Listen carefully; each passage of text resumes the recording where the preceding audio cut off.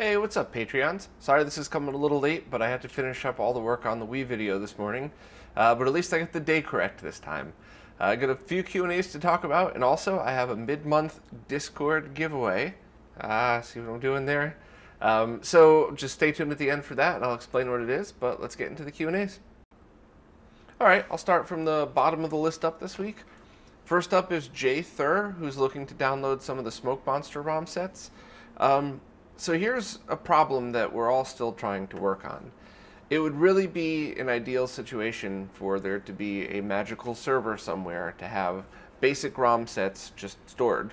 And then you run the Smoke Monster packs from his GitHub to pull those down and then organize and patch or whatever. But that's not really something that's going to happen soon. So in order for you to use the Smoke Monster stuff that's on GitHub, you need to find an existing Smoke Monster pack, or at least that's the easiest way, and then run the new ones to get patches and updates and keep them up to date. So at the moment, some creative Googling will find you those older packs, and then you could use the newer stuff in order to get it all into place. I still haven't even started a video on that. I still have to catch up with at least 2 more other things, probably more like 5 more other things that I still have in pieces somewhere where I'm working on, but yeah, that's the best solution for now, is just do some creative Googling and see what you could find. And, you know, it sucks because a lot of the people that use this own most of the games they're going to play anyway. It really isn't about thievery, but, you know, you kind of got to work around things. So hopefully there'll be a better solution at some point in the future. Next, AlphaTrion said that he had a Model 1 Sega CD, and the power light will flash, but nothing happens. The tray doesn't open or anything. And he said he's replaced the fuse and checked for leaking caps. So here's the thing. Just because a cap isn't leaking doesn't mean it's not bad. The liquid could dry up inside just as easily as it could leak out. Maybe not just as easily, but that you'll just as easily find a bad capacitor that has both of those things. So I would check it anyway. The only question I have is when you press the button, do you hear anything at all? Does the tray like move a little bit?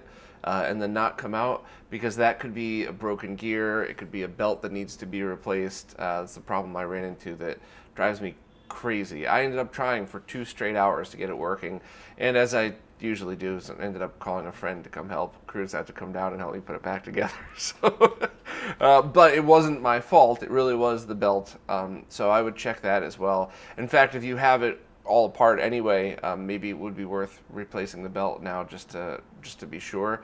But yeah, I would definitely do a full cap replacement, because it's going to be something that needs to be done at some point. Maybe not 2 years, maybe not 3 years, but it will have to be done. And if you already have it apart and you have the ability to do it, why not? It's just good preventive maintenance.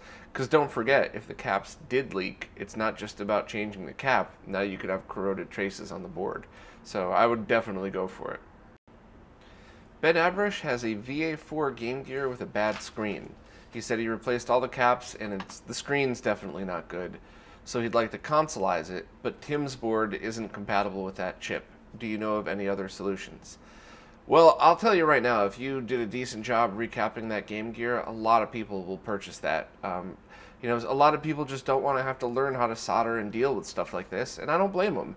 I don't love soldering either. I like what I learn around it, so I would suggest maybe finding anybody with a VA4 Game Gear, or the alternative, maybe get a Game Gear that is compatible with Tim's board and the screen does work, and then put the screen in the VA4 if they're compatible. I actually don't know if the screens are compatible. And then, you know, you'd have to recap that new Game Gear, but whatever, maybe you could make some money back on it, and somebody else who doesn't have the skills to do this can now get a perfectly recapped Game Gear. So unfortunately, I don't think there's anything you could do to get Tim's kit to work on it, but if you've already done the work to recap it, somebody out there is going to want that board one way or another. So maybe list it on eBay or do the work and finish it up with a new screen and see what happens. Kyle Gamblin was asking about GameCube plug-and-play analog solutions. Nobody has one yet, and I think that's something that a lot of people would really want. For me personally, that Wii Dual HDMI kit is how I'm going to play all of my GameCube games.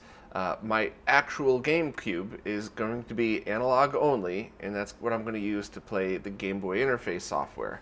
So at the moment, really the GameCube is going to be analog only and Game Boy only, not even GameCube.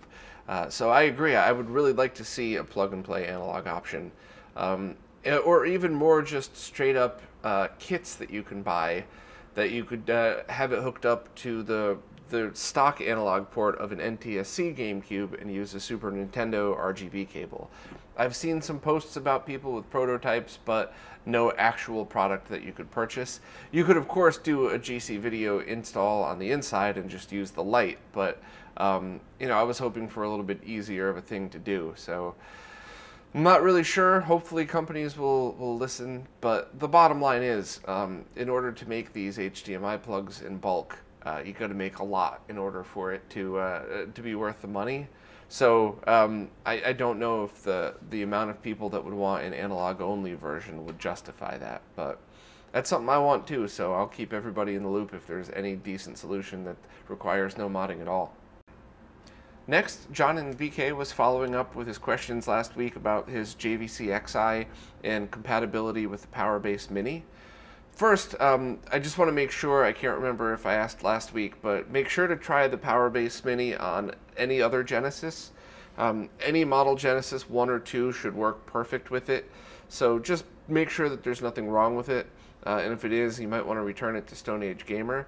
But assuming that the issue is only with the JVC XEye, I spoke to Renee and he said his Power-Base Mini has a built-in reset generator, which is used for a few other things, but if the XEye is not built exactly to Genesis specs, that could have something to do with it.